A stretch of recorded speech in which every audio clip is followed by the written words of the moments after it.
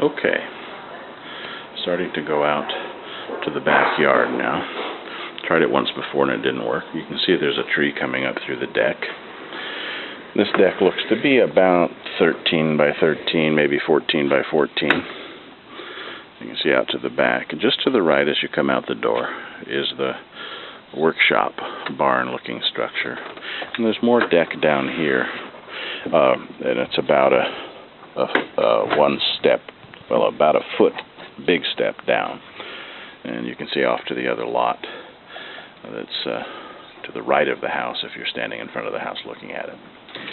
And I'll pan around here so that you can kind of see the yard. Looks like some of the grass has not come back from whatever happened to it. Maybe they just didn't water it enough. And that's kind of the koi pond. Looks like just some wetland cattails. Some place to grow flowers that they have not been taken care of. Side door to the garage, and just for perspective, there's that detached garage. It looks, plenty long for, you might even be able to get a pickup in it. And that's the koi pond. It's a water feature that has a pump, and it just hasn't been turned on for a while, from the best I can tell. The step down from the deck I don't like. That step was about 2 feet, so we'd need to put some steps in.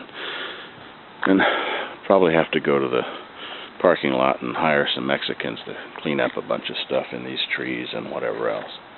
But the creek that would have flooded is right behind the drop-off that you can kind of see there, and I'll go over and show you down in it. Here's the back of the detached garage, and you can see some pumps underneath here that are for the koi pond and water feature. It doesn't look like it's been turned on for a while. We'll have to check and see if it's still functional. That fence, across that fence, is the neighbor's yard. And this is one place you can see down into the creek. So I'll just walk over here to the corner of the yard under this tree that needs a lot of work.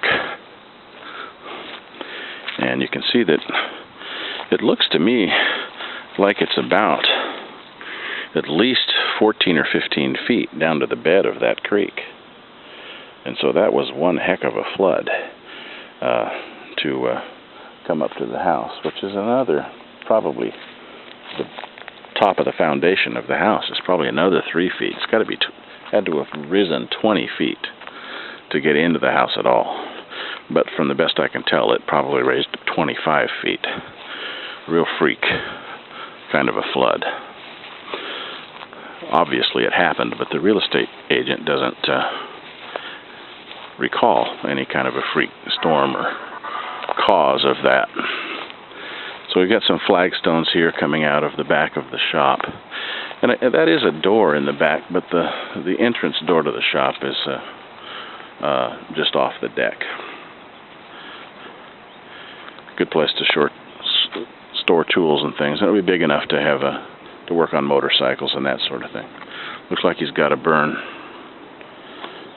pit here as well.